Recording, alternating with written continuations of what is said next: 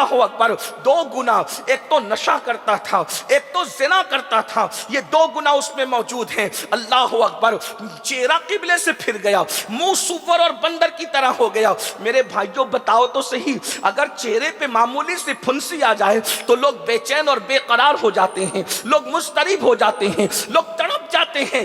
آج cosmetic item پر اتنا خرچ کیا جا رہا ہے، اتنا کسی پہ خرچ نہیں کیا جا رہا ہے۔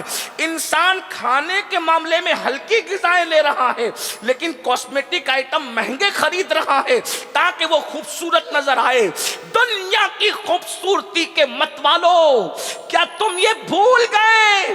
اللہ کے رسول علیہ السلام نے فرمایا، جس نے دنیا میں نشہ کیا ہوگا، جب وہ اپنی قبر سے اٹھے گا، یا تو سور کی شکل لے کر اٹھے گا یا تو بندر کی شکل لے کر اٹھے گا۔ میری قوم کے جوانوں، تمہارے نبی کا فرمان ہے، میرے نبی کا فرمان ہے، ڈر نہیں لگتا؟ آج میری قوم کے ننھے ننھے بچے، چھوٹی چھوٹی عمر کے بچے، 16 17 سال کے بچے نشے کی طرف جا رہے ہیں۔ کوئی ایم ڈی کا نشہ، کوئی شراب کا نشہ، طرح طرح کے نشے نکل گئے، کوئی دواؤں سے نشہ کر رہا ہے۔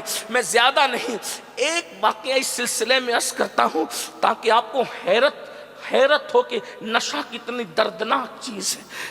حضرت امام مالک الدینار کہتے ہیں، میرا ایک دوست تھا، عالم محدث اور فقیہ تھا، مرا تو کافر ہو کے، عالم محدث اور فقیہ کافر ہو کر کے مرا۔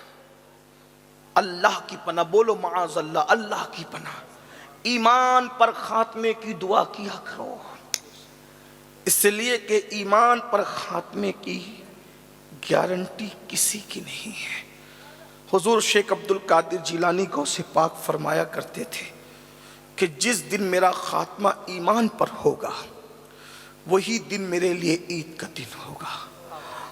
اور غوث پاک فرمایا کرتے تھے کہ جو ایمان پر خاتمے کی فکر نہیں کرتا، مجھے ڈر لگتا ہے کہ وہ کافر ہو کے مرے گا۔ نمازیں کتنی پڑھ لو، روزے کتنے رکھ لو، کوئی گارنٹی نہیں ہے ایمان پہ خاتمے۔ جب اللہ اپنی خفیہ تدبیر کرے تو نبی کا بیٹا بھی کافر ہو کے مر سکتا ہے۔ اگر اللہ خفیہ تدبیر کرے، نبی کا سگا بیٹا کافر ہو کے مر سکتا ہے۔ اگر اللہ خفیہ تدبیر کرے تو نبی کی بیوی کافر ہو کے مر سکتی ہے۔ اگر اللہ خفیہ تدبیر کرے تو نبی کا سگا چچا کافر ہو کے مر سکتا ہے۔ ہم کون ہیں؟ ہمیں تو کلمہ بھی نہیں یاد، ہم نے تو پوری زندگی کبھی فجر کی نماز میں مسجد کا منہ بھی نہیں دیکھا۔ آپ کہیں گے نبی کا بیٹا، وضاحت کر دوں تاکہ جنہیں نہیں پتا ہے، نوح علیہ السلام کا بیٹا کافر ہو کے مرا، لوط علیہ السلام کی ایک بیوی کافر ہو کے مری، ابراہیم علیہ السلام کا سگا چچا آزر کافر ہو کے کفر پہ مرا، کفر پہ۔ غور کیجئے اللہ کے بندو، غور کیجئے، یہ اللہ کی خفیہ تدبیر ہے